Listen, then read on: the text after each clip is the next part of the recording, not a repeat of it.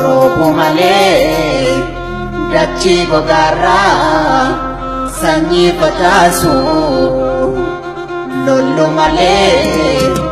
hin bilisoomnu nutti mammaatu ugeerarimee dabalee Hapichu insare warreessa kullalee hireeri naafi boole saane tantullu waaqaa masuusaatu beeksisee ilmaa macaaftuu lama finfinnee raabittinsee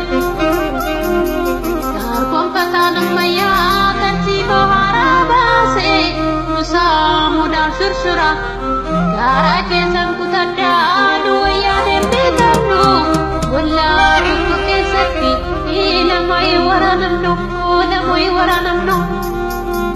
Intotorra dhaabbadhee urufa boombiin argu Eenchibbuu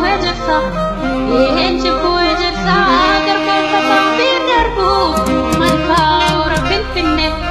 Malkaa'ura Finfinnee Madda isaanii lakkoofsee Buraayyuu keessa darbe Gabarsa loonoo baasu Nanni segee obse Robo malee dachii gogaarraa sanyii facaasu lollu malee hin bilisoomnu nutti mammaatu ugeerarimee dabalee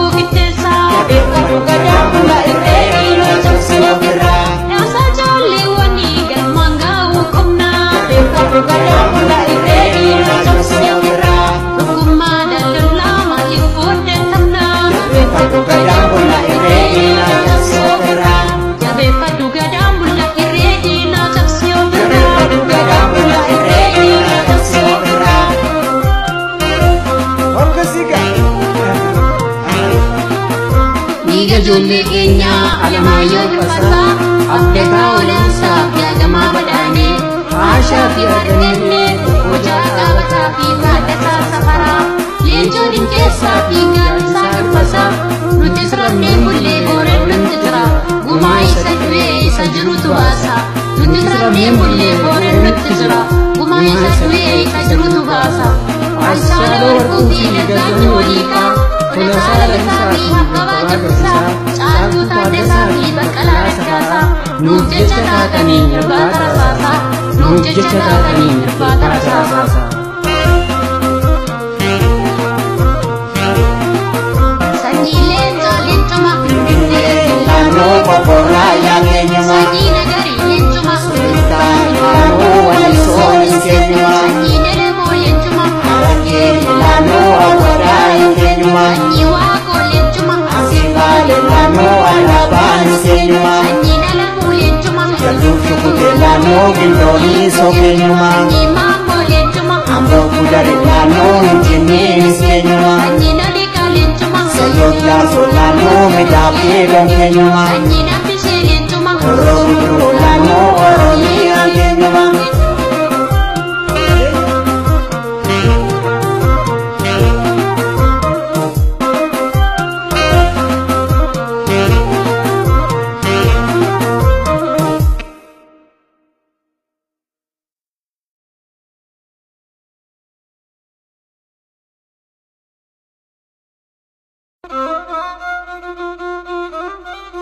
Thank you.